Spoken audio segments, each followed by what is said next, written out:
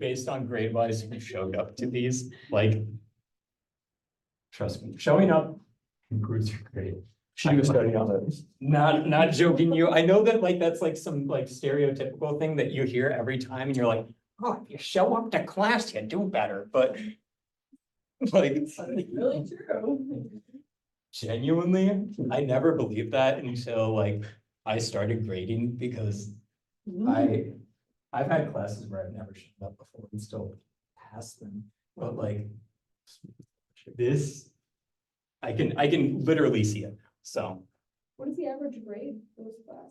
I have no idea. It's like, you know, what's Probably like I'd mode, I'd say like, I'm expecting an average, or like a B B. minus. yeah, Somewhere in the B area.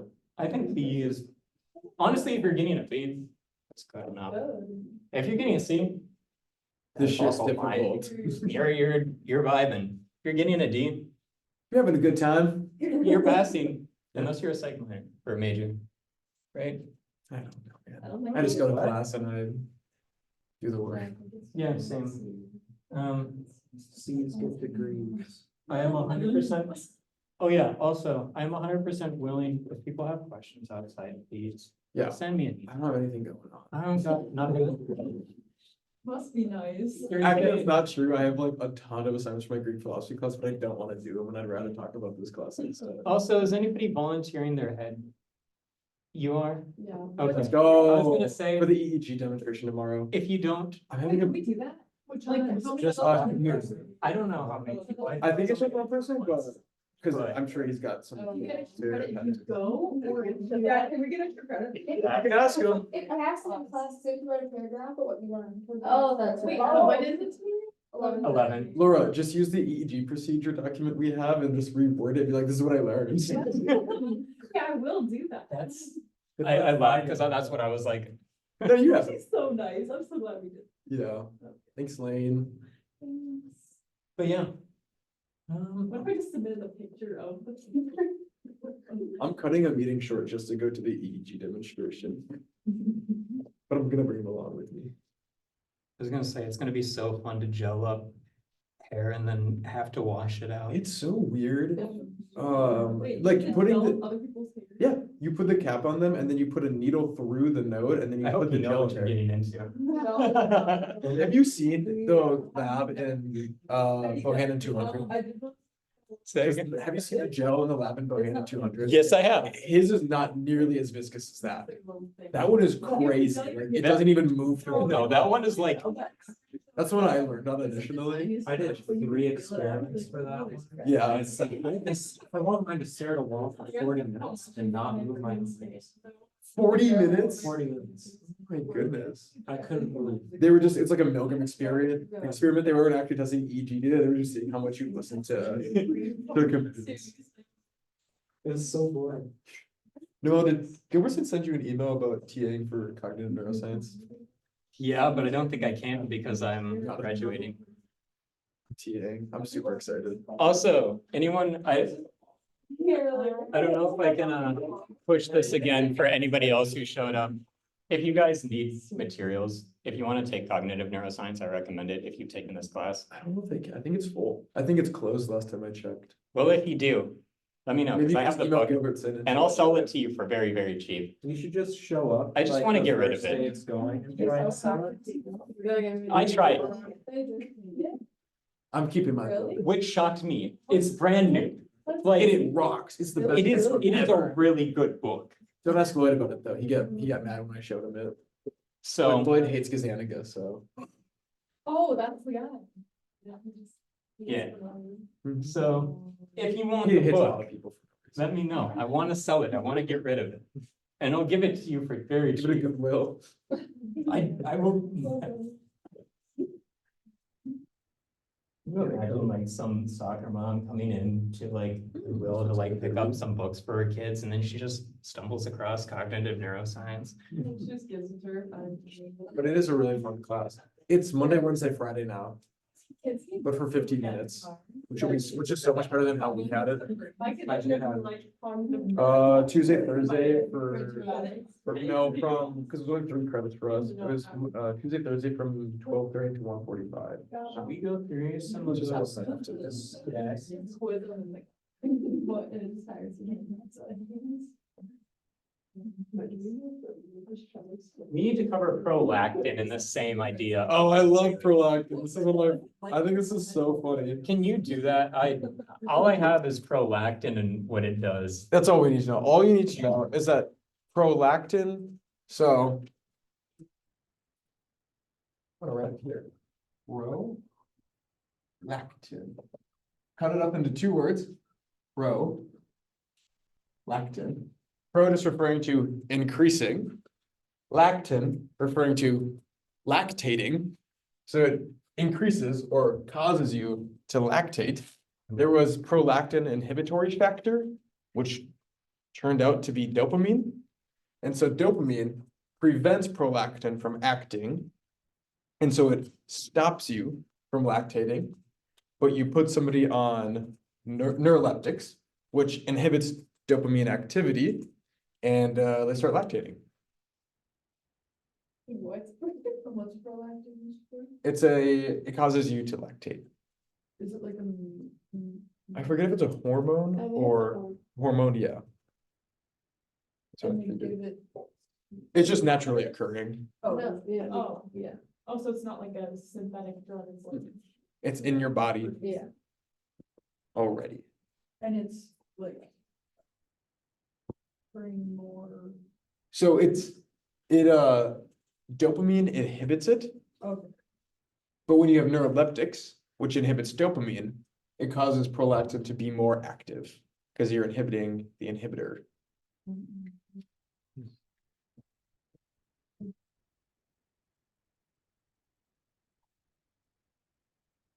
It's like if you cut the brakes on somebody's car, you inhibit the inhibitor. I'm not giving you guys ideas, I'm just trying to help you guys learn.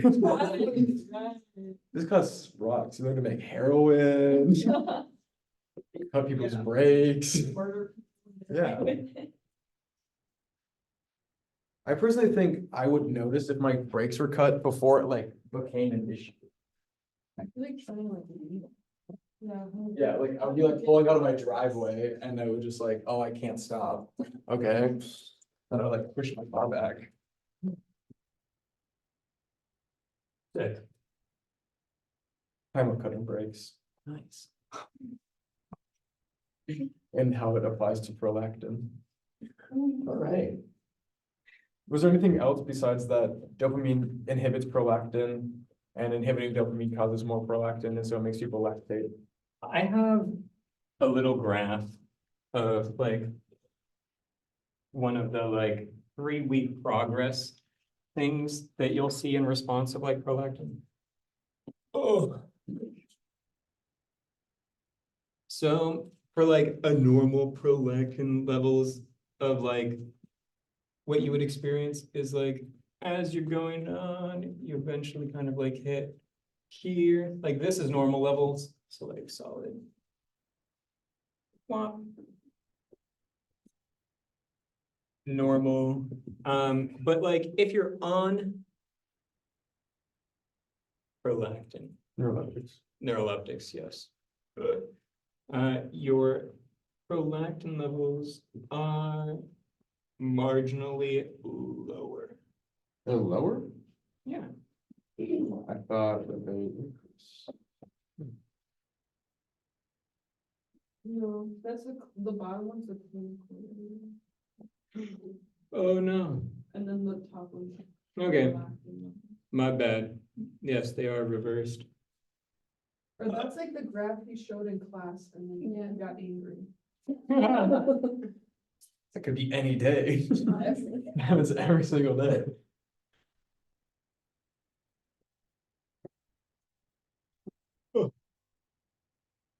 Wow.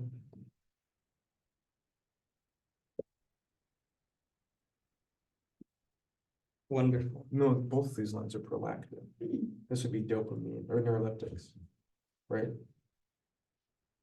It says on my graph here, I have it weeks on neuroleptics as you go on. Why is prolactin? Yeah, I know. And that's where I'm like, hmm? Weeks on neuroleptics.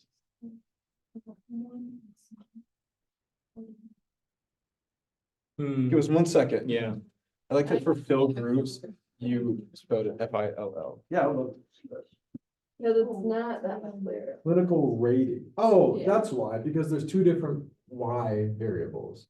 You have your prolactin levels, and then you have the clinical ratings, which is, I think it's like how well they feel. I believe is what that's referring to, relative to ratings of a patient who received a placebo. Yeah, so it's just like, how are my symptoms? Mhm. And they refer to different Y axes. Weeks out. Okay. I get what's going on here. Dopamine receptor blockade is all I wanted to cover. Oh, no. This is clinical rating. Weeks. I looked to see if there was like an actual thing. There is. I didn't see it. And there is a job. Yeah, there is a job. Yeah. People are gonna wait until tomorrow.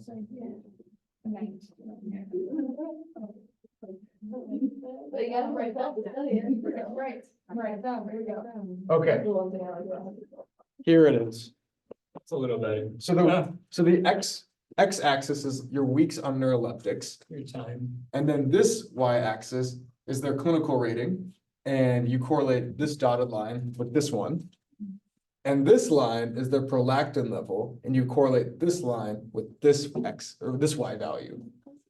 So this line and this Y axis have nothing to do with each other, and this line and this Y axis have no direct correlation between. Yes. And the reason why the reason why it's like a double axis graph is because they wanted to show the relation between prolactin And And- efficacy of their, neuroleptics. yeah, the clinical rating specifically. Because as you see that increase, there's like a much slower increase in your clinical rating. It doesn't happen very quickly. This is that 3-week period. Yeah, like right. Yes. Is like 3 weeks. Because you can see it's very, very slow to hit. And then boom, you skyrocket up. So that's your same idea of like your neuroleptics 3 weeks clinical effects. As you're taking prolactin, it's like one of those things that takes time for your body to regulate. So you're taking more, and your body's regulating more and more and more and more till you get up to the top. So now that you're like at that max amount of regulation that your body can possibly handle,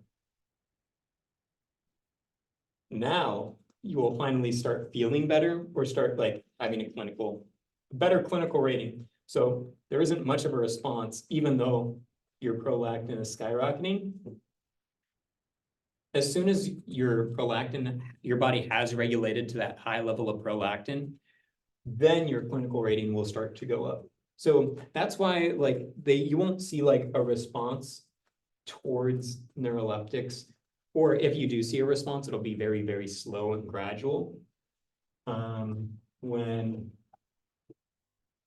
I guess like in the same idea of like SSRIs, anti-anxiety, anti-depression medication, same issue. It's like if this was a SSRI, replace prolactin with Prozac. Literally the same graph. Replace prolactin with Prozac. Yeah. Like if you just replace Prozac with prolactin, it would be the same idea. But they're not taking prolactin. Prolactin is a naturally occurring hormone. It'd be progesterone. Progesterone. Yeah, I just believe mean you guys. like, I don't know enough about the endocrine system.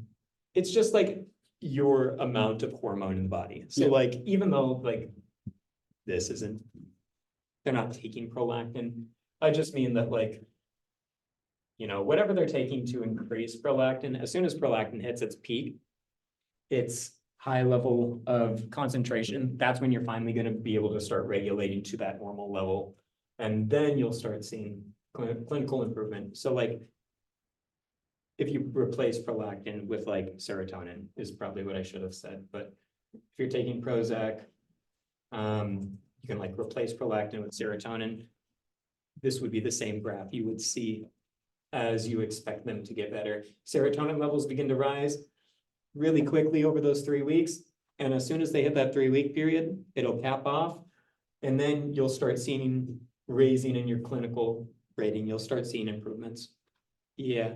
Sorry, by clinical rating, do you mean like how well it's working or like? How your patient is feeling generally. Yeah, that's like The a higher- self-reported score. Yeah, Okay. so like the higher your clinical rating, the more like the less your symptoms are. Yeah. Or like the better you feel Yeah. according to your. If you're looking symptoms. at the actual graph, remember to read the note underneath it, that the clinical ratings are compared to people who took a placebo as well. And so I don't have the graph in front of me, but I believe that makes it easier to interpret. But yeah, this is kind of just the explanation of like why neuroleptics take those 3 weeks. It's because of that build in whatever hormone or neurotransmitter that you're taking. And once it's capped off, then that causes regulation. And regulation leads to improved clinical rating because you're adjusting to that new level of treatment. I hope that that helped explain Like an the earlier math. question. Would you say week 3, then your little tick mark on there would be more to the right instead of on the peak? Yeah, it would be like wherever. Basically, it would be wherever this like 3-week period occurs. It is more on the peak than over to the right. Yeah, so basically you should see like. I'll just like draw a line down. This is a great day. Yeah, it should be a straight line. But. You want to see first a very large increase in your neurotransmitter or hormone, and then you'll see a large increase in clinical rating. They should kind of line up to a point where that peak in hormone or neurotransmitter then leads into the rise in your rating. And then the reason why this like zoops down is because your body's regulating it afterwards. More questions on prolactin? I just think that all, like, there might be a question on the exam that's like, what does prolactin do? And then you just like increase lactation. Promotes lactation. Are you gonna talk about the HPA axis? Probably not. You have to know what that is. The hypothalamus adrenal pituitary gland axis. Maybe. I don't remember ever telling us. Okay. There being a question on it. Basically, what's important is it's kind of like the hub for the endocrine system in your brain. It regulates stress signals. Oh, and other like what? hormones signals from your brain. Oh, I see. Sorry, it was phrased differently than I was expecting it. Wait, what's the? The HPA axis, basically. Yeah. More or less, which is the pituitary gland, hypothalamus, and adrenal gland. Could you go over like what you said before about it? It regulates stress response and hormone release in the body. Yes. Yes. It's the brain's endocrine hub. Controls hormone release. And a good way to like understand that is stress is a hormone, or like cortisol is a hormone, Glucocorticoids. yes. Do you guys not think you'll ask us a ton of questions on HP after this? I don't remember seeing one on the exam. There might be one if he does, and just knowing like. That's what it does, is just regulates your amounts of hormone release and well, I mean, more. Talks to each other on how much it should release, what it should release, yeah. Is this the same thing as like the thing with the amygdala and hypothalamus and like the loop, negative, positive loop? Or whatever, feedback loop? I don't remember. I mean, that. You could definitely kind of play that in. I think more, I don't know if I'll ask a question about that loop, but primarily the idea behind the stress release loop is that you feel bad, you release cortisol, so you feel worse. So then you worry about feeling worse, so you feel worse, and then that causes more stress, and then it just comes around and around. That's the only thing you would have to understand about that, Like like, it deteriorates your hippocampus, which makes you feel worse, which causes more cortisol release, which deteriorates your hippocampus more. yeah, which you makes still you feel worse. Which causes more cortisol release. Yeah. That would be the big takeaway of that loop, is just kind of understanding that when you feel bad, it causes stress. When you get stressed, it makes you feel bad. So if you ever have problems with anxiety, Just remove your amygdala. it probably plays a little bit into that. Because you can't feel anything. Yeah. So you can still like identify emotions, just Oh, not yeah. fear. You can't. Unless you really focus on the eyes, then you can identify fear, even if you don't have an amygdala. Gee. And amygdala removals are super easy. It's definitely not buried in the center of your brain. Or anything like that. I'm trying to figure out what they already covered, because a lot of the stuff that you guys covered on the last exam was kind of on our 6th exam. So I don't know what's really going to be replaced. We can talk over some of those Experiments. other, yeah, those are really the last thing that we have major. Is. How much Well, did you talk about bipolar? Like hardly nothing. He just talked about like using, lithium Lithium. and stuff to treat epilepsy, like nothing. That's all. that would also be potentially one other Oh, question. bipolar. I mean Parkinson's, sorry. No, Parkinson's. Okay. But about the bipolar and lithium, a question might be like, what does lithium do? What does it treat? Yeah, what is it? Bipolar and TLE, Yeah. temporal lobe epilepsy. Is there gonna be anything about the Krebs cycle? No. I hope not. I don't That would be remember. crazy. How many That's times Krebs with I've- a K. This is Krebs with a C. Yeah, The Krebs cycle is Krebs like the guy, isn't it? oh, yes, like cyclic AMP response element. Yeah, all you need to know, I mean, the most you would need to know is that it transcribes, is that the right word? DNA and releases BDNF, causing a release of BDNF. Like messenger. Have a thing. Krebs transcription causes BDNF to be released. And it's activated by cyclic AMP. That sounds correct. So I'm gonna say yes. There's a paper. The other day. You see that again, you just said. Cyclic AMP causes Krebs transcription, which causes the release of BDNF. Is that Krebs with a C or with a K? C. Am I going crazy right now? No, it's a C. No, I'm thinking of the Krebs cycle too, and I can't remember if that one's a K. There is one that's a K, I think Yeah. it's like a bio process. Yeah. I hate that one. Citric acids. Okay, that is Krebs with a K. Transcripts DNA and releases BDNF, which all of this is activated by. What's the cyclic case? I think it's a guy's name, Yeah. cause Krebs in this It one. stands for cyclic AMP response. No, we're talking about Krebs with a K. Yeah, the biology. I think that's Old white guy. Krebs in German means answer.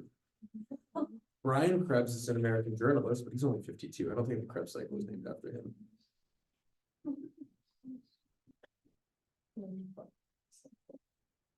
By the way, I know that it may seem that we haven't covered a lot of stuff, but honestly, we've covered like probably about 80% of what's already on the exam. There is not a lot of new info, but the big takeaways are the type 1, type 2 schizophrenics. The ideas of autoreceptors. There might be a few questions about autoreceptors. I'd say that's like type 1, type 2 schizophrenics make up about 60%. Autoreceptors make up about 20%. And then there's like the last 20% are just like random pot shot one question answers about like,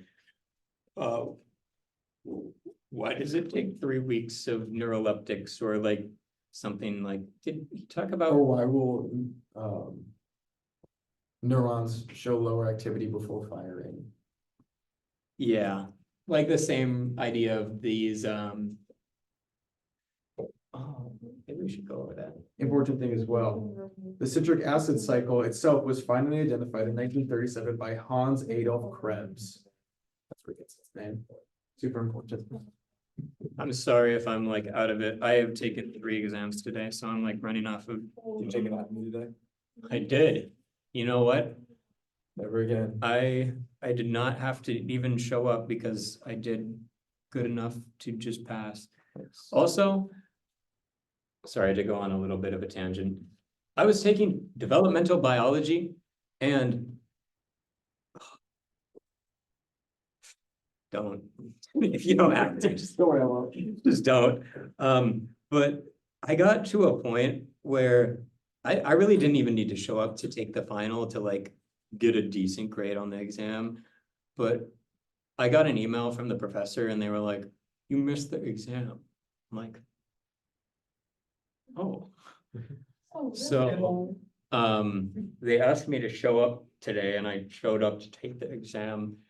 But I got to a point where I'm like, I don't know the answer to this question. And it was like, what does Cerberus mean? And I was like, I don't know. So I started like just ranting. I wrote like 2 pages worth of the like theological version of Cerberus the dog from and it's lost it. I was just like, I don't know. I feel like, Process is painful. and I'm like, I know the pain because You mean the joy?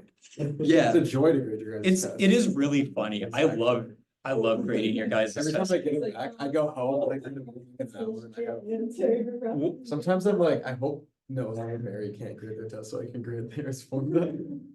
Whenever you guys put down something, you put down like something about the pickle one time, and I was just like, it's talking. 7 more reference to people. As soon as I like read somebody else's exam and they went into a little more depth about the pickle, I was like, okay, For the pizza. I get it. You must have gotten a ton of answers just using a cheeseburger. Oh, yeah. I Yep. had a lot of cheeseburger answers. Yep.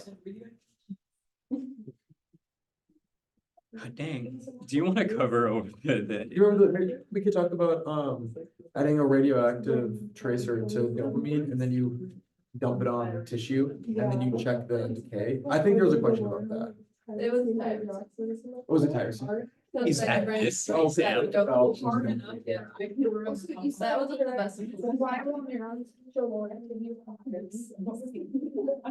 Oh, because of the autoreceptors, it's like another cell fires. Or this is you were gonna have to explain this one because I was always really confused when he was explaining it. And then I would think I'd get it and be like, no, that's wrong. I'm like, well, okay, so like when there's firing, don't they show like inhibition right before firing as well?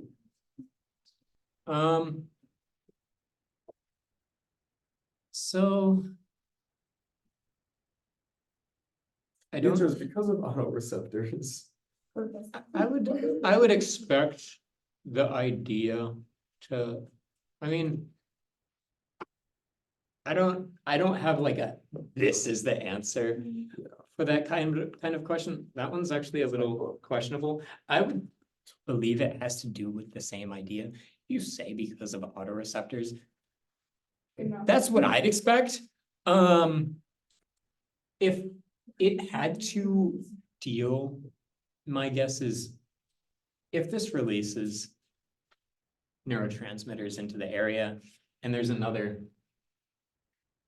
neuron around, it's also going to like sense the autoreceptor, or like it's gonna pick up the neurotransmission on its autoreceptor. So like take like this neuron, copy paste it over here. There's like a separate neuron now. It's going to have its autoreceptors stimulated by the neurotransmitters. I thought that, and I asked him, he's like, no, but I still think it's right. See, that's what I would expect, because that's like the same idea of like chemical, There's like bleed over. yeah. That's what I'd expect. If that's wrong, then I don't He's know. told me Whoops. I was wrong with it before. He's like, oh, my bad. Honestly, if There's you more. just say autoreceptors, it's pretty much it, would be my guess. I don't know. Why will neurons show lower activity for fire? My other guess is glials.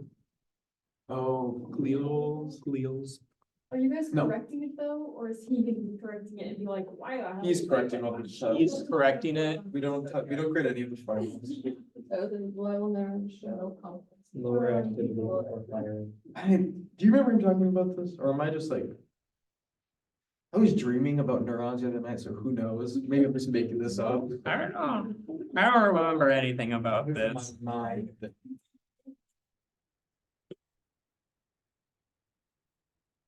Is everybody like feeling like at least relatively good about this exam? Yeah. Okay, good. What studies are you talking about? We'll go, that'll be like literally the last thing that we like We cover. can also just like start with it tomorrow instead, so that we can feel more, I don't know, just like we have more. I think we should at least cover it today. Just like, we'll give it like a basic covering, because you won't have to like know all the studies. Honestly, I don't think any of like the studies particularly came up. There might be a question that's like, what happens? Is this tonic and phasic? Did he talk about tonic and phasic? Okay, we'll talk about that. Which you will have to explain because I suck at this, but it's the same idea of like, shocking a rat. That's what I remember. Oh, did I take a picture of this? Well, I'm gonna take a picture of that now. Honestly, you don't have to know the pictures of upregulation and downregulation. That's just my bio degree coming in. Thank God I'm done. I'm so ready to leave. Do you have any more files? So, well, I have crim, but like. What are you doing after college? It's a good question. Well, you could have done Harvard. Yeah. That's for undergraduate. Yeah, I'm Dang. too poor. Can't do that. Did he get in or something? Yeah. What? I got into undergrad for Harvard Bio, but like, honestly. Yeah, it's, I know all of you are like, that's crazy, it's amazing, it's not. If you're going to get into Harvard for law, that's impressive, that's like crazy. I'll say, yes, it's a little bit of a accomplishment, but it's not like you're killing it. But like getting into Harvard from like bio, like just a general bio degree is just like, You're paying a lot of money for. yeah. They're not necessarily well known for their biology. They're a really good school. They've got really good professors. They teach really, really well. But it's just, it's all right. Still impressive though. It's just expensive and I can't afford that. I got too much medical bills from Essentia to pay off. They don't not pay aid, or they don't like give you aid for tuition or scholarships or anything. It depends on what you're going for, what you got into. Our valedictorian, got a full ride from 4 separate colleges. He got into every Ivy League that he applied to, and he flexed on us by being like, I'm gonna go to Harvard for 1 year, then to Princeton for another. And what made me so angry is he was, I don't remember which college he was at, but he was like, guys, Princeton pays for my flights to Las Vegas. So Oh, I remember I'm telling go- this guy. I was gonna go to Las Vegas because he was so smart that he got like flight reduction, like Harvard was gonna pay for his flight and a research team. Wasn't he a business major? I think he was a political science major. He was business for some reason. But basically, he was like, I'm gonna go to Las Vegas to do research in blah, blah, blah, somewhere in the like national parks. And Harvard was just like, yeah, do you need funding to take your research team along with you? And he's like, sure. So then me getting a call at like 2 a.m. in the morning, and you got this like extremely nerdy voice that comes on and he goes, hey, you want to go to Las Vegas? And I'm like, yeah. So I don't know. If you get into Harvard, remember me. But yeah, I mean, if you get like full rides and you're able to like actually do that stuff, that's awesome. Good on you. I would have had to pay it all out of pocket. I can barely afford this college. So, well, yeah, it's such a way of life. So, I don't know. Have fun with it. Life isn't all about where you graduated from. It's about who you know. How's actually the connection? You guys are just. spinning freaks. You know someone who can take you to Vegas. Yeah, bro. You know what I'm so mad about? Back going to Vegas. I didn't get to go to Vegas. Because we were about a month out from going on the trip. And then all of a sudden he was like, so other unnamed Ivy League school that like wasn't Harvard and wasn't Princeton was like, hey, actually, we need you to stay and give a like seminar talk on your like thesis project that you're working on.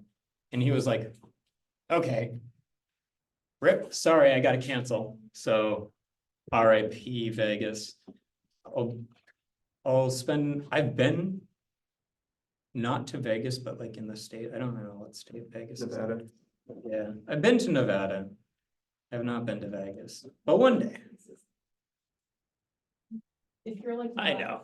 If you were like 18 or, I don't know. I don't even, Gambling addiction is probably not that much. We don't have any fun there. I think for me, I just want to go to Vegas to like gamble $200 and lose it all. And then just to be like, I went there, just to say I was there. I don't care about any of the nightlife or anything about that.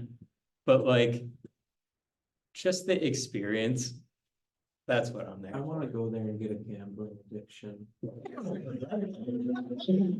the only person that has ever thought of this. I want. It's wild though, because Red Rocks is like 20 minutes out of town and it's like feeling land and climbing. That's where we were like, we were going to spend one night in Las Vegas and then the rest of us were just gonna go out and do like nature camping. Cause like that's what we enjoy. Fun trip. And you had to give a seminar at Columbia. You You said unnamed Ivy League, and that's pretty close to Harvard or Princeton. I gotta figure out which one it was, but we're still very good friends to this day, so maybe One of my friends went to Ivy Leagues. Unfortunately, they can't take the note to Nevada. It's okay. All of the other friends who also applied for Ivy Leagues in our school did not get into any. Like I think my little friend group was like not quite top of the class, but everyone was kind of like, yeah, I'm not going for valedictorian. You can take it. And everyone just kind of, I grew up in a very ghetto school. So there wasn't very much prize for coming or doing that smart stuff. But I don't know, I liked learning, so. Okay, we'll talk about basic and tonic.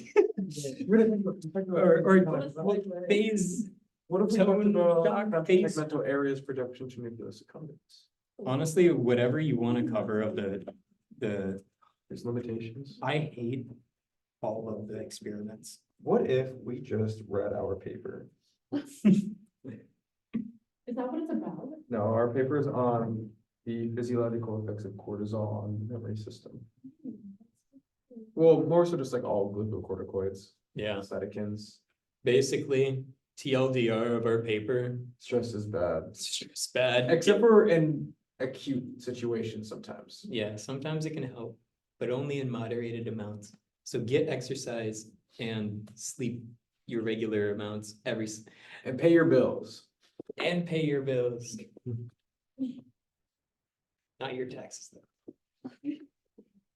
Or pay them too, allegedly. How long is your paper? 11 pages, 10 pages? 11? I think it's 11. Yeah, so when I said very long, I was what's the word I'm looking for? Hyperbolizing. Yeah, thank you. Is it for a class? It's for cognitive neuroscience. Realistic. Okay, we talked about liking versus wanting. Oh, you guys did? Yeah, that was the first thing we covered. And how they're the same, and how cocaine addicts don't have the liking but the wanting. Or the Yeah. the wanting but no liking, and how they're the The- two sides of the same coin, according to Dr. Lloyd. Yeah, the addiction is the loss of the liking part of taking the drug. Or more so, rather than addiction being that, in addiction, you see that. Yeah, For more on addiction, talk to Dr. Gilbertson. okay, should we, okay, do you want to talk about latent inhibition or the Cayman effect? Can you throw me my notebook? I'm just gonna go look at whichever one is it. I almost said bottom right, like that has any bearing on your review. We should talk about. Yeah. I can talk about Blackburn. Let's talk about the Cayman effect. Okay, You guys already know about. Okay. Blackburn will be after the Cayman effect. Okay.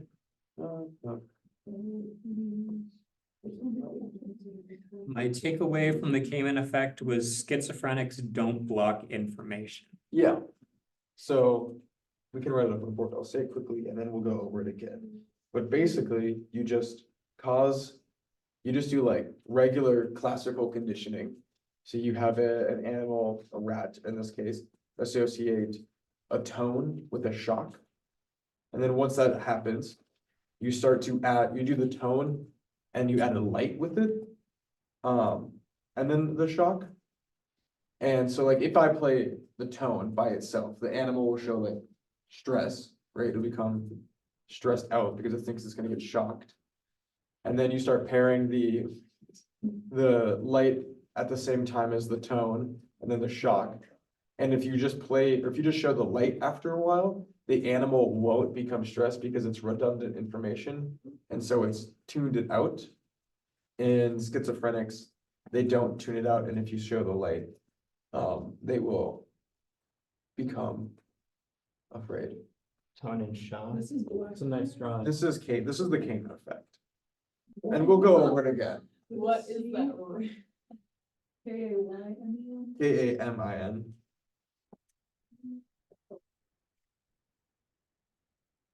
The strongest. If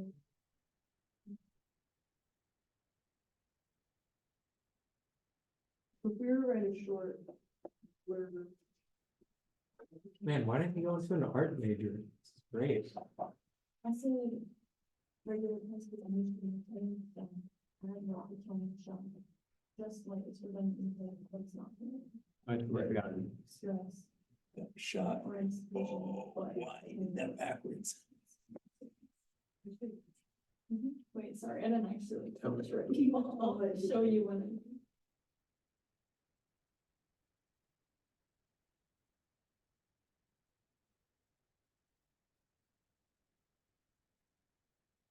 And then you just show the light and no fear.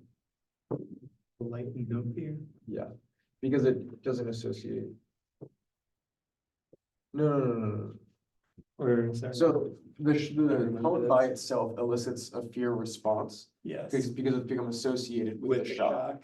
But because you paired the light with the tone always, the light by itself won't elicit a fear response because it was redundant information. And so the animal never learned to associate the light with the shock. Okay, what do you want to write down for that then? I'll do this. Yeah, I don't know. I'll try to replicate. Also, your- we did talk about like info, saliency and stuff. Yeah, and so the light is not salient to this rat. What is this thing on the left? This is a light bulb. Or this is the town, sorry. Like the sound.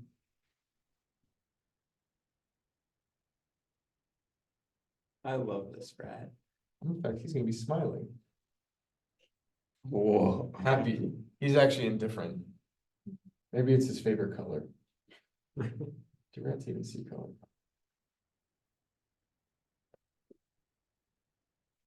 Okay. So this is the Cayman effect.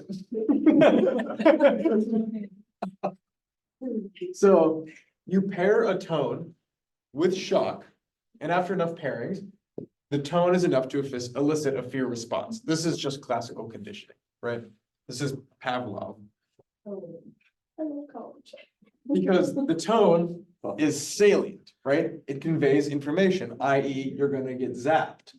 Then you start to play the tone at the same time as you show a light. And then they get zapped. This light is not salient because it's redundant, which means that it's not conveying any new information that the tone didn't already convey. So then if you show this light, because it's redundant, it hasn't become associated with the shock, and they have no fear response to it. So to get, I'll just write down no fear, Yeah. He's there living, we go, They smile. and then fear. then I guess you could do like 1, 2.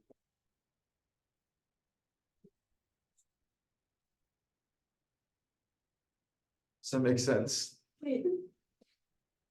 Yeah. Yeah. So yeah, this follows that like same idea of like classical conditioning along the lines of Pavlov's dog. Same ideal, kind of, with one extra step added in, which is like if you added, so like for an example of Pavlov's dog, you correlated the bell to dinner. Dog salivates when it hears the bell. So then if you correlate the bell and then a light At the same time. at the same time, like two new sources of stimuli, it's not going to perceive the new light as related because it's already correlated the sound to food. Yeah. So you're saying like once an association is made with like one stimulus, it's hard to make another one? Yes, because this light isn't telling the rat anything new that this tone wasn't already telling it. Yeah. It's not necessarily impossible, but it's much more difficult to create that like association. What's the new picture for? Schizophrenic. So for an example of a mouse with schizophrenia, because that they have issues with saliency and they don't block out the redundant information. A schizophrenic mouse that is shown this light will still perceive the light in relation to the shock. So now, if you have a mouse that is schizophrenic, it correlates the light. So when you display the light, it will display fear. But a normal mouse without schizophrenia would show no fear response to a normal light. Are there mice with schizophrenia? Is that? There's mice with information saliency problems. You probably could lesion something, induce it Yeah, in I some way. think in the example, he said that they changed something with the mice, like they did take a lesion. Or they did make a lesion. Well, they gave him haloperidol and then they took it away and there was upregulation. Yeah. And then they were schizophrenic. I didn't do that. so don't take haloperidol unless you're schizophrenic. Sweet. Any other questions on the Cayman effect?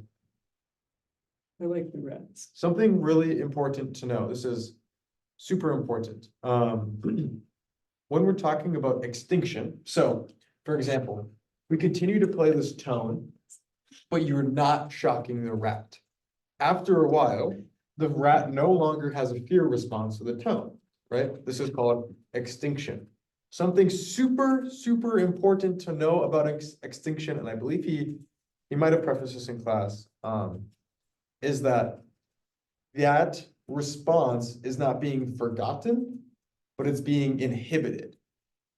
And so then if after a while you played the tone and shocked him again, that fear response would come right back because it's no longer being inhibited. Does the difference between forgetting and inhibition make sense? There's the GABA neurons and the harder to GABA. Does this rat picture make sense? And does it make you no fear or does it make you fear? This makes me fear for sure. The big takeaway of the Cayman effect, or at least of this picture, more or less, is the idea of that like extra addition of a stimuli. And that normal, or I don't want to use the words normal, but like, I'm not semester. yeah, Someone People with with- regular cognition regular. will inhibit redundant information, while people with schizophrenia, because they see information as overly salient, do not inhibit that information as effectively. Yeah, so the big takeaway, schizophrenics don't, or have issues with like blocking out Because as far as I know, this is what I think at least, due to. is they have the same amount of GABAergic activity as somebody would during this. But I believe that the dopamine sensitivity is so high that it overpowers it. I asked that to Lloyd and he never gave me a straight answer. So I'm just gonna think of it. Start talking about like evolutionary psych. Be real. I went in to ask him one thing about cancer and I was stuck there for 15 minutes because I laughed because he was like going down all of these like brain viruses that you could get. And I'm like, this is a lot, like this is more than I asked for. Yeah, And then I laughed because we were just chilling and I was like, okay. And then as he was finally winding down, he was like, I can't remember the last one. Yelly. Yeah. And he yells across the room and he's like, what's that one? And Ryan's just like, what are we doing? He did that one of the other times I was visiting him. I was asking him about something and he yelled at Yelly to answer the question for him. I'm so sad. Yelly's last day is Friday. Yep. I was gonna ask him if I could snag a Whatever. job position, Oh, job. maybe. You're becoming an Yesterday. You can become Well, an I have his instructor with email. just a bachelor's degree. job position as what? Just, Yeah, with just your bachelor's degree. That's what's up. that's, Where is he going again? He's going to grad school in Kentucky. I think Matt told me it was in Kentucky, I think it's Tennessee. Tennessee. I figure out where he goes to grad school and then I go to grad school No, yeah, I'd be with like, him. Cool. Latent inhibition is next, or Blackburn, we can do either or. We covered the liking turning rat in the last one, right? Like if you lesion one hemisphere, the rat will constantly turn in the direction of the more dope and. Oh, That's right, that's what latent inhibition is. Basically, if you have a group of rats and you do this to them, just like 1 and 2. So you associate the tone with the shock, and then you play the tone, they show a fear response, right? And they learn it pretty quick. If you take another group of rats and you play the tone repeatedly with no shock, and then you try to condition them to associate the tone with the shock, it's gonna take them longer to associate the tone with the shock relative to these rats who had never heard the tone prior to it shocking them. what, the term is latent inhibition? Yeah.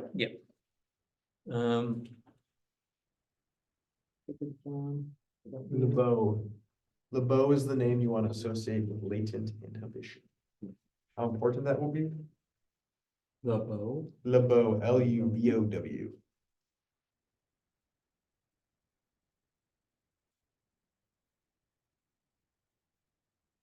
Yeah, Oh, that's right. Blackburn's pretty easy. Marshall's my favorite. Blackbird. Blackburn, like a pirate. Blackburn, UBC. University, UBC, British Columbia. Blackburn, put very simply, if you lesion dopamine pathways, She becomes less simple. yeah, you basically lose the ability of saliency in, well, a lot of things, but 2 major things is time of day, lost saliency. So not really caring what time of day it is. Sleep cycle takes an L. Food eaten.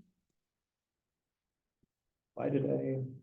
That's Because the because, rats were cleaning themselves 5 minutes before, but if you lesion them, they don't Yes. clean themselves and they just eat the food. exactly. I was like, food eaten anyways, and I was like, what?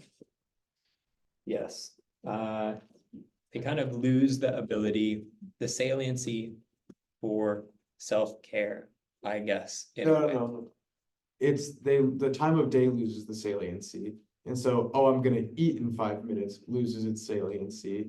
And so they don't groom themselves before the meal because they don't have a conception of like, it is X amount of time before I'm gonna eat. Makes sense. Another important note, so he lesioned the ventral tegmental areas projections to the nucleus accumbens. Those projections are ipsilateral, which means that they project from the nucleus to the nucleus accumbens on the same side. So my left VTA, this is my right, my left VTA projects to my left nucleus accumbens, my right VTA projects to my right nucleus accumbens.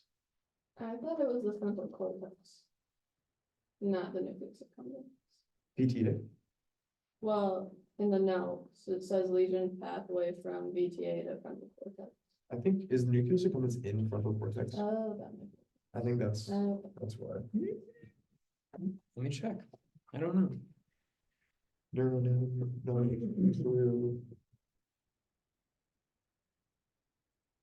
That would make sense because it has to do with associations, which is so frontal cortex coded.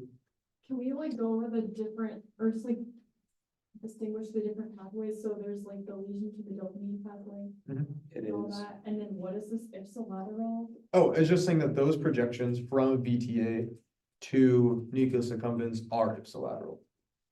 So VTA, ventral tegmental area, one of the main dopamine nuclei of the brain. Nucleus accumbens, reward center of the brain, also responsible for information saliency. And then ipsilateral, ipsi, same lateral side, same side. And so, like our eyes are wired contralateral. This projection is ipsilateral, so it does not cross over.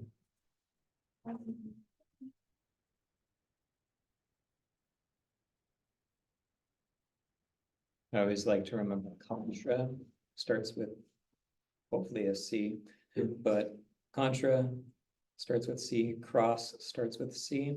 So I always think that like for contra, my right side of my brain controls left side of my body. So it crosses, and ipsilateral is just the other one, so it doesn't cross.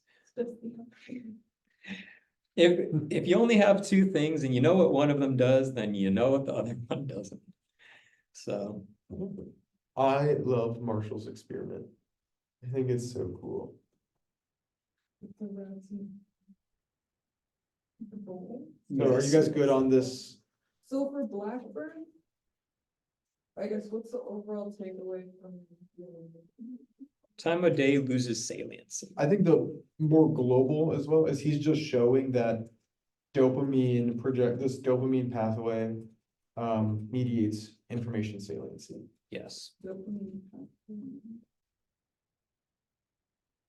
And that when you don't have it, certain things lose their saliency.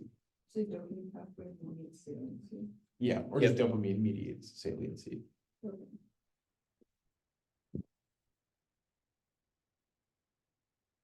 I kind of think when you don't have dopamine, you don't have motivation. Mhm. So you don't care. Nucleus accumbens mediates incentive motivation. Yeah, there's no goal orientation for you to focus down on from it.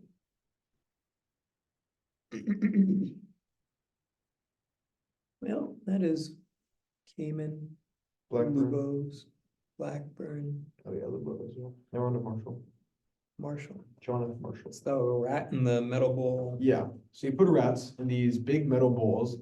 And so all of like the information around them is completely the same. And then he lesioned one side of the brain's VTA. And so that caused upregulation on the nucleus accumbens. Because if you remember, if you lesion the VTA, there's no dopamine release. And if that means there's less dopamine release, which means that the nucleus accumbens is going to upregulate so it can get any dopamine it can. And then he injected a rat with a dopamine agonist. Equal amounts went to both sides, but the one side that he lesioned is more sensitive to it. And so that nucleus accumbens has more activity, more activation. Wait, you slow down. After, could you start again at injected with the dopamine agonist? Yep. And then the dopamine dispersed equally to both sides of the brain.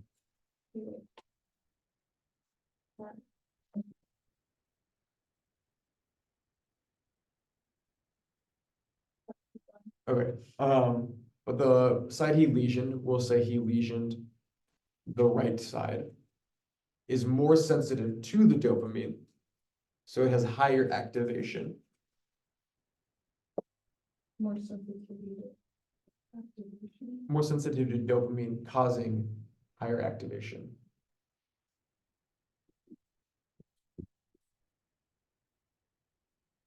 And then when they measured the rat's movement, the rat had a preference for turning in the direction contralateral to the lesion. So for this rat, because it was lesioned on the right hemisphere, it turns to the left more often. Yes. So turning to the side that it wasn't lesioned on? Right, because your eyes send information contralaterally over the optic chiasm, which you pronounced chiasm. Yes, so, the big takeaways would be contralateral turning away from lesion. Yep. Um, Or preference of turning to the side contralateral to the lesion. yes, specifically because you could say in the liking wanting sense that it's like liking or wanting one side. It has, More. yeah, it has more saliency. It enjoys one side more because that side's being activated more. Or Yep, the contralateral region is being activated more. even It though enjoys one side more. than the other, Mhm. basically, Because on the lesion side, that nucleus accumbens has been upregulated. And so it has higher sensitivity, yes. which means more activation, which means more good feeling. So wouldn't it wanna turn to the side with the lesion then? No, because the side that's not on the lesion comes Oh. in and then it crosses over. Right, okay. So the left side visual hemisphere, hemifield, gets processed in the right hemisphere of the brain.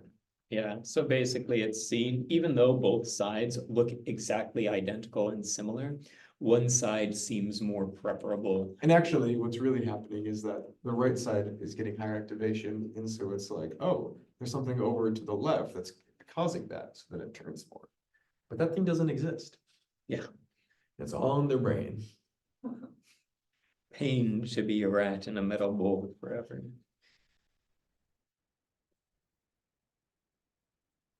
Woodward, not the professor whose classes before my experimental So design they have class, JT Crow. the other Woodward. I don't remember this one. Oh, he basically did the same thing. Not, well, similar experiment. He said, what I have is Woodward showed that rats have a left or right turning bias and that those with a turning bias have more receptors in the central lateral hemisphere. Basically the same thing. But instead of lesioning it, he just did like a biopsy on their brain and was like, oh, they have more receptors contralateral to their turning bias. Wonderful. The last person I have is JT Crow. I have Keith Nectarlin. What did he do? I only have JT Crow. I also have JT Crow. We'll cover that one last.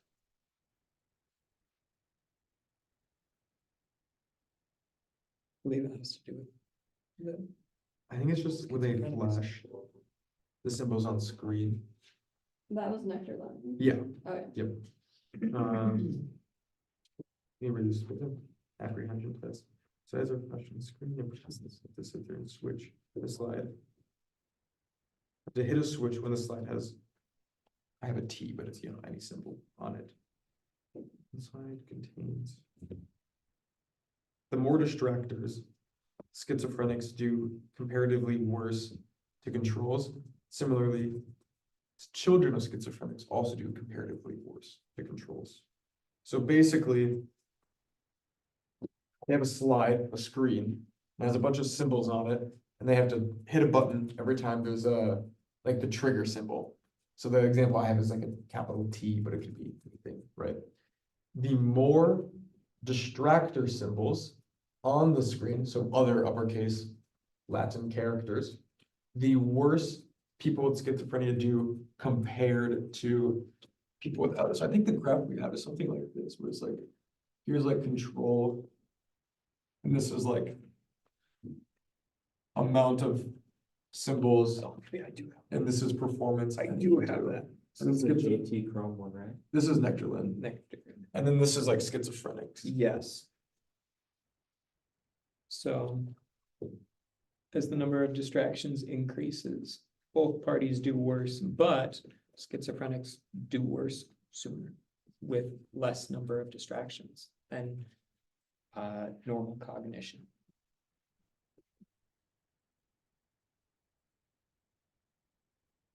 And that is because of the saliency. Yeah, they So can't they're, filter out these distractors. yeah.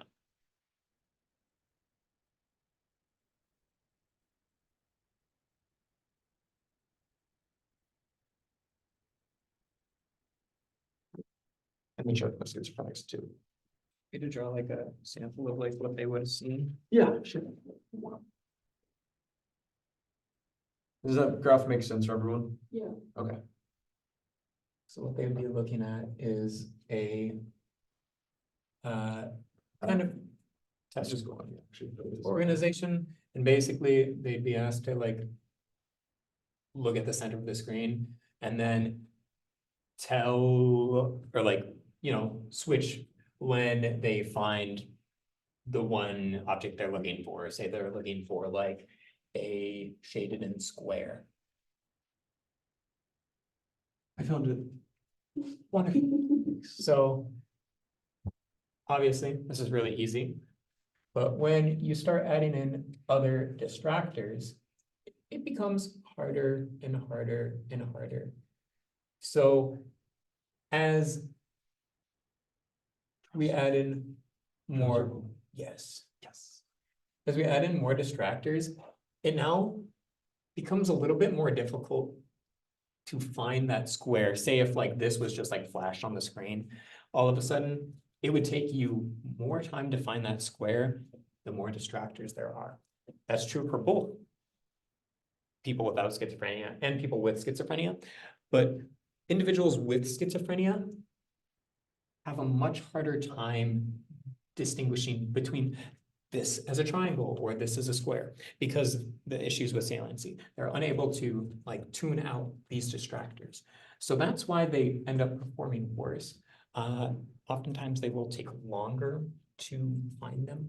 And I believe that's like, as the distractions grow, yes, their performance shrinks very, very quickly. As a normal one will still go down, but Yeah. they can handle more distractors than the average schizophrenic. So that's kind of like what they would be testing. They'd like flash a bunch of these and then record how long it takes them to swap. And then do you want to do Crow? Wait, what's the name of this one again? This one is Keith Nectarlin. All I have is JT Crow next to my T chart of type 1, type 2. But I don't, I thought that it had something to do with type 1, type 2. Oh, he just divided them. He's the guy who divided them. Oh. Well, if you were here for the first like little scramble about type 1, type 2 schizophrenic, that's what TJ Crow did. So I guess that's probably why I put it by my T chart here. Oh, yeah. Phil Groves. This is not an experiment. This is what I've written down. When a neuron fires, it is unlikely that it would fire again in the near future, autoreceptors, and that it didn't fire in the near past. This also follows for neighboring cells. If neuron A fires, neuron B didn't fire in the near past and won't fire in the near future. So it is because of like leakage.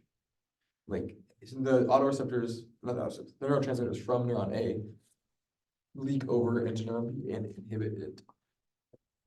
I would, that's my belief, but I could also believe the idea of like, I mean, that's kind of just the same thing of EPSPs, IPSPs, right? Along the same lines of it, kind of. Yeah. Or scribble, Grayson, Bunny. These are all autoreceptors things right here. Again, I doubt that you'll have to know the names of these people. It's like severely doubting it. But in the chance that like a question about one of their experiments comes up, so like an example.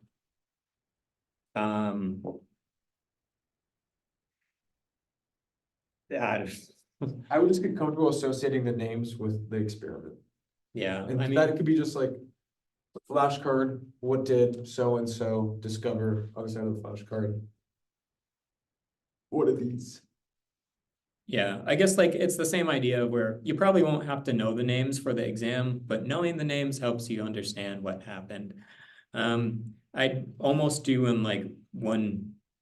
Yeah, I mean, if you do use flashcards, I do on one side be like the Cayman effect, and then on the back side, I'd be like schizophrenics don't block new information, and then maybe draw the rats.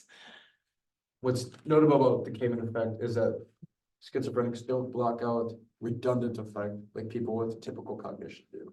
Redundant information. Yes. Redundancy is very important.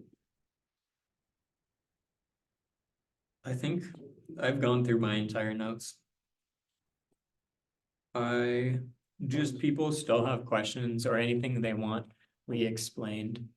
I can go back through type 1, type 2 again, because I know that you weren't here for it, but There's also the gamma butyroelectron, haloperidol, shoot, apomorphine. napomorphine, haloperidol. I think one of the best things as well is looking at the graph that he has posted with all of those on there. It's very useful. There's a graph with all of it. It's like a big bar graph, and it shows you like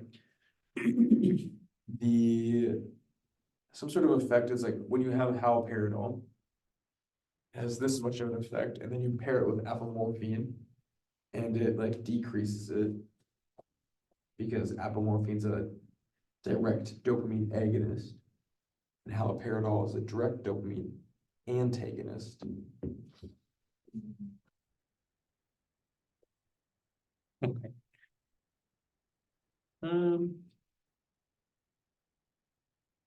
We might have to talk about Oh, yeah. napomorphine and haloperidol. I remember I wrote this down, but I think I wrote it down wrong because I see that I've crossed out my answer multiple times and been like, I definitely like.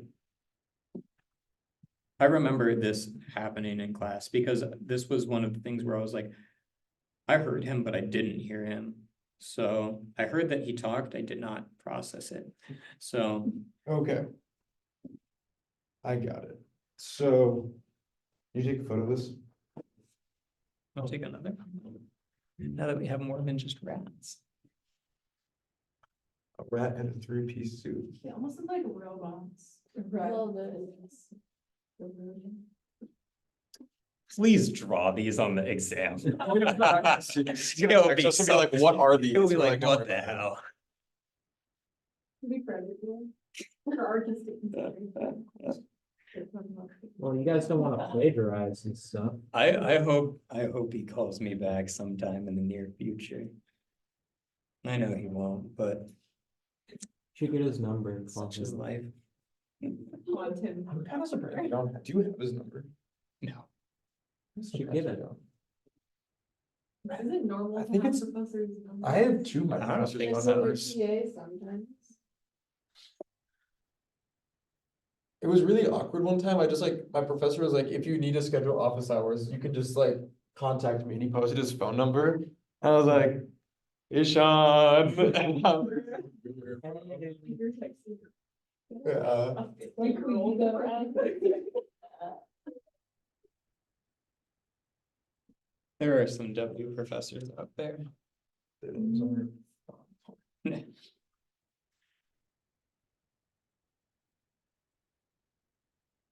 I also feel like tonic depolarization was covered in the last one, right? Yeah. I think so. No, that's this one. Really? Yeah. Okay. We'll go over that one too. I swear I saw a question on it on the last exam. I just watched one of the lectures and it was in there, so. Okay, cover it. We talked about like depolarization in like exam 3. But that was long. Oh, yeah, this is a different kind. Yeah, I know. Oh. That might be where you're thinking, but. When we'll cover over this and then we'll go into the black widow venom.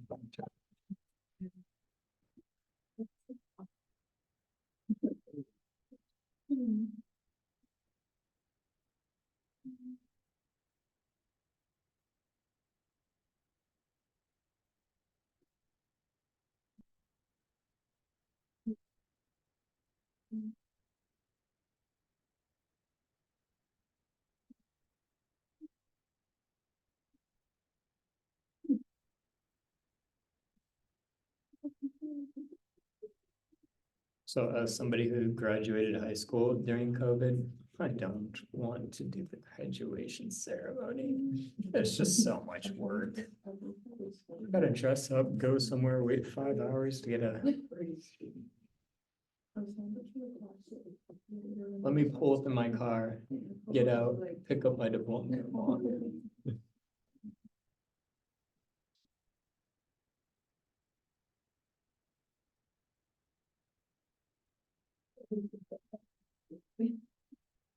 Also, he hasn't got a Dropbox for extra credit yet. Did anyone do the extra credit quiz exam? Yeah. Yeah. Did you do good? Yep. Yes. All right.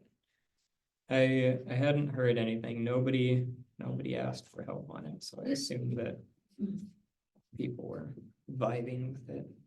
The information was like, some of it was pretty intuitive, Yeah. but some of it was like, oh, Google might know. I thought it was like a unlimited time. I think it was like 15 or something like that. Yeah. I also didn't know that like, however much you got right was however much extra credit you get. I thought it was like anything more than 10 points, you would get extra credit, like, no, you get the same one. I think that's what you get. I thought you said that if you got like 30 points right, you'd get like 30 points extra credit. No, it's whatever you get right goes into the top of your grade, but Yeah. the 50 doesn't go into the bottom. So even if you get one right, so. He also said like, if you just randomly guess, you'll still get like 12.5 points of extra credit. He canceled that out for ours. He's like, anything above 12 points you get. Yeah. Right, he said you have to at least 25%. That'd be 12. Mhm. Okay, so here are the 3 compounds to know. Apomorphine, haloperidol, and gamma-butyric lactone, also known as APO, HAL, GBL. Apo, hal, gibble. So apomorphine is a direct dopamine agonist. When administered, it decreases L-DOPA levels. Why do you guys think it decreases L-DOPA levels? If it's a direct dopamine agonist. Think about autoreceptors on the bouton. Does it bind to the autoreceptor that inhibits tyrosine hydroxylase? And so by inhibiting tyrosine hydroxylase, it prevents tyrosine from becoming L-DOPA. So this is going to decrease L-DOPA levels, which of course decreases dopamine levels, which decreases dopamine activity firing from the bouton, right? So it binds the receptor that inhibits tyrosine hydroxylase. Yeah, Which inhibits. L-DOPA production. Why Because, isn't it indirect? Because it's not. but it binds and stimulates. That's why it's a direct agonist. Oh. Which inhibits L-DOPA. Just one about inverse agonists too.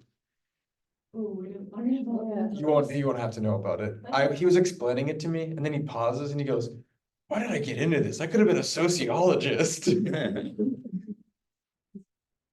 So then haloperidol is a direct dopamine antagonist. It's a neuroleptic and it increases L-DOPA levels. Why might that be?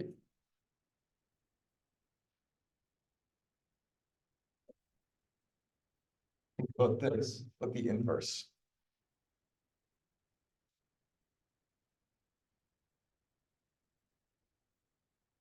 It binds and blocks the receptors that inhibit tyrosine hydroxylase.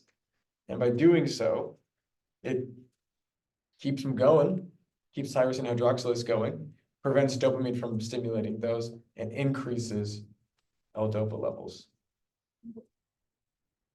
Can you say that again? Yeah, it binds to the autoreceptor that inhibits tyrosine hydroxylase, preventing dopamine from binding and stimulating it, which protects tyrosine hydroxylase.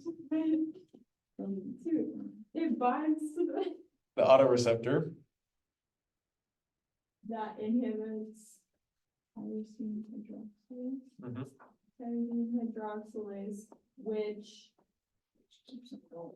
which protects tyrosine hydroxylase. Yeah. Because it prevents dopamine from stimulating those autoreceptors.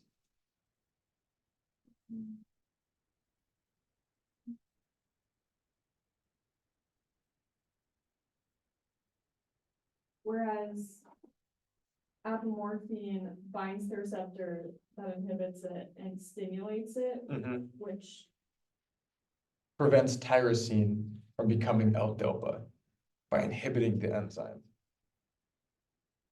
wait, okay, so it binds the receptor that inhibits tyrosine hydroxylase, apomorphine, and stimulates, Because it's an agonist, stimulates what?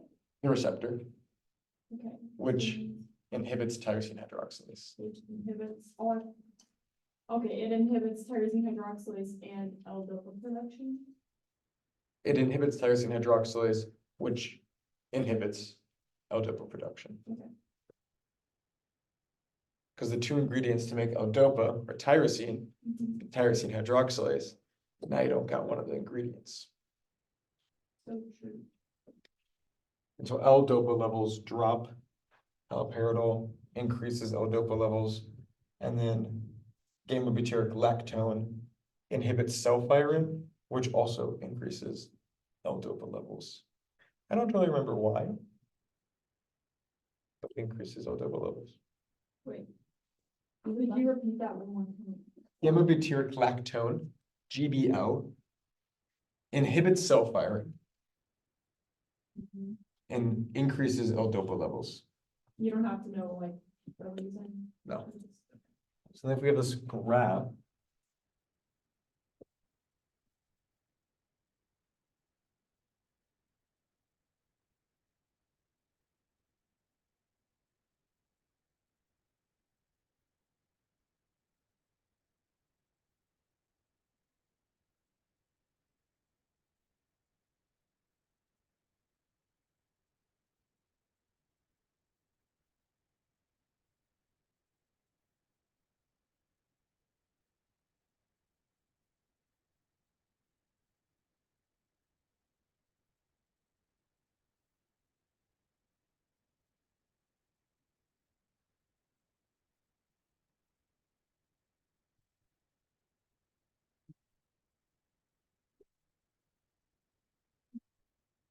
So this is your control amount of L-DOPA. This is your regular amount of L-DOPA.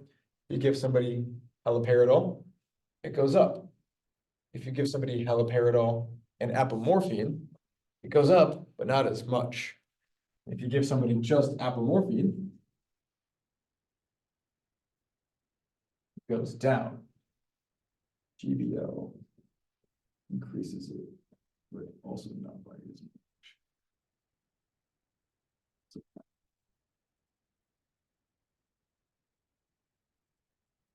And this whole, there's a big old graph with this on his canvas, and I would suggest spending some quality time with it. Haven't seen it.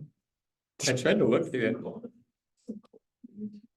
I remember looking at it for a while and being like, oh, this makes sense now, and it was a beautiful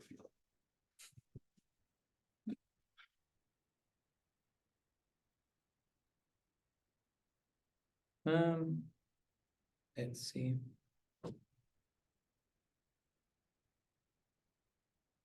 Tonic depolarization blockade. Do you remember that? I have a example that Yeah, it's when the a cell easily enough to can't return to its resting potential, so it can't have a action potential, and it just stays chronically depolarized. I have it like this. I have that in fires, but it can't. Like I said, videos to watch, so I'm like, well, In the example of that. Yeah, this that work? one's like Yeah, fairly that's what I'm saying. Oh, okay. Yeah. I thought you said it It's stayed return- polarized. No. Yeah. It can't return for its resting potential, I don't know about- which means it can't. Have another action potential. And then I said it chronically stays depolarized. Tonic is just another word for chronic in this sense. But not always, don't think that it's gospel.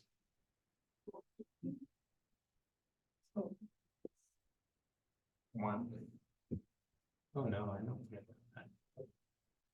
Okay, so, a brief explanation about tonic depolarization blockade.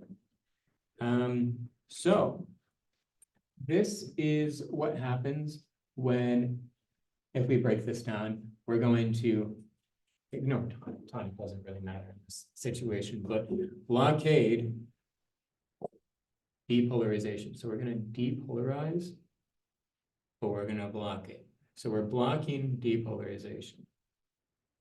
Or, no, No. sorry. We're depolarizing and then we're stuck at a blockade. Yeah, There we go. the depolarization is the blockade. Yes. Wow. So, to kind of like give an idea, this is going to be an action potential, something that you'd see normally repolarize. But when you have depolarization blockade, you see the depolarization, this down arrow, as it like drops immensely is the depolarization. But you're meeting a blockade down here. So the cell fires, but then it never comes back. There's no recovery. So we're experiencing depolarization, but then we're hitting a blockade. An example of this, which might be on the exam, I think I remember something about this, is Black Widow venom. So if you ever get bit by a Black Widow, a cell has like a bunch of like receptors for this kind of stuff. And then acetylcholine Which makes your skeletal muscles move. basically binds to everything. And there's such a large influx of acetylcholine that it literally binds to all of the receptors, or at least as many as it possibly can, and won't let go. So it binds, stimulates, which causes the depolarization. Sorry, What does it bind to? acetylcholine receptors, it actually stays in the positive because neuroscience is stupid and we always call it depolarization if it's in the positive or if it's moving away. And so these binds stimulate, jam the receptor dependent sodium channels open, causing the cell to permanently be at a positive state because neuroscience is stupid and we don't use proper terminology.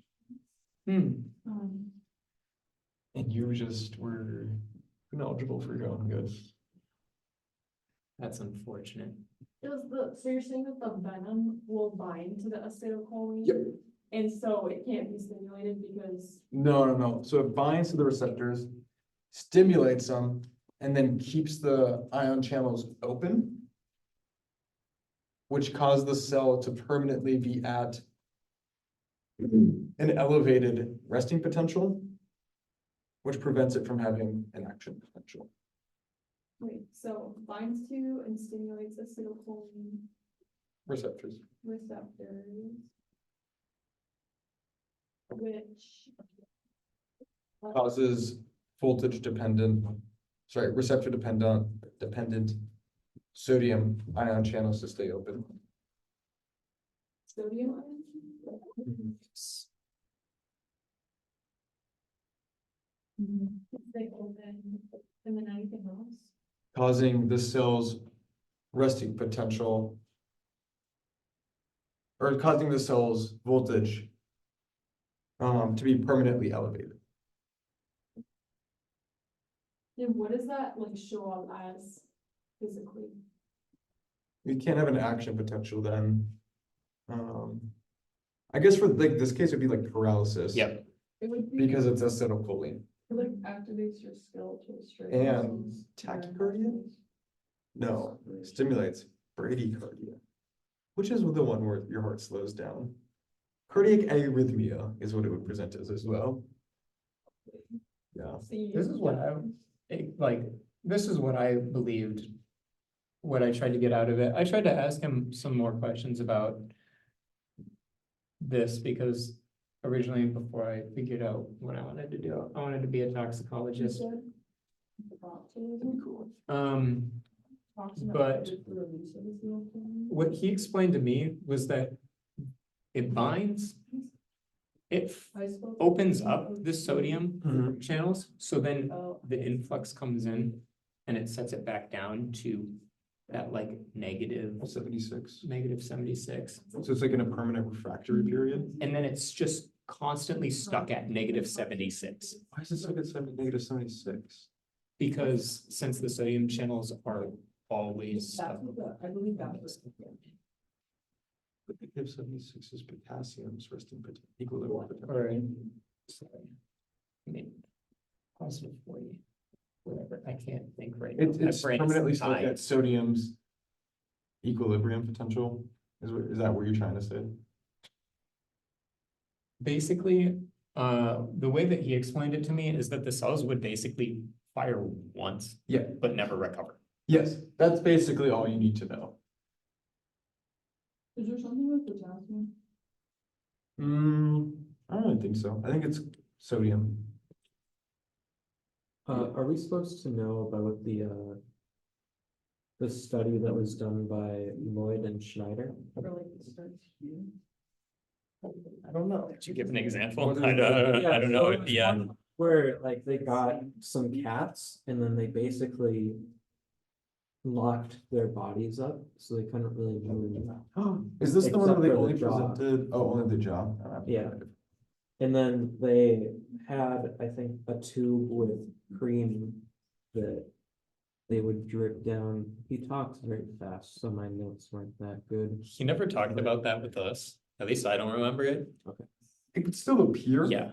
But I don't know anything about it. It has the Right. potential to still be on the exam, but that would have been like something new. So I would have no idea. What was the outcome of the? Yeah, what happened? So it said mainly that like the motivational state of the animal affected the cells association. The cat and like the cream, did anyone else remember this? Wait, what, Yeah. can you restate? Yeah. It's the one that, it was like the study that Lloyd did with someone with like the cream where he locked up everything but the cat's jaws. Schneider. and, like, Yeah. And then you would play a click and then the like drip or whatever Yeah. would release the cream. Then the cat would get excited at the click, but not the cream, and then after a while, the cat was like over it. Oh, I That's know what like this the is. first one. I know what this Yeah. is. And then just. This has to do with cell firing.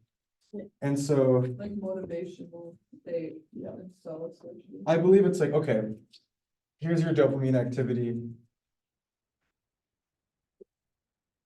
How do you do this? He did it with like He didn't need to do neurons this. firing. Yeah, yeah. Not really.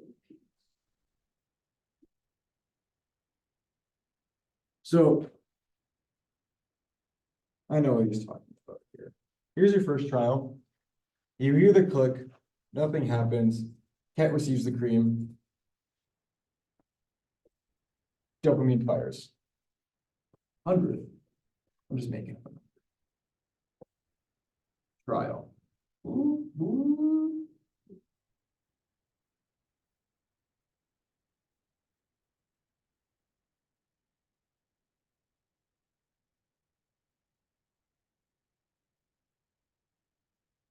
Is it this thing? So on your first trial, you get the click, unassociated, then you get the cream and you have a dopamine spike. After a while, this spike tends towards the conditioned stimulus. And so they have the dopamine spike after the click, right after the click. And then once they receive the cream, they have little to no dopamine activity. Kind of like the liking and wanting stuff that we covered earlier. Yeah, what's Yeah. really interesting is long-term depression.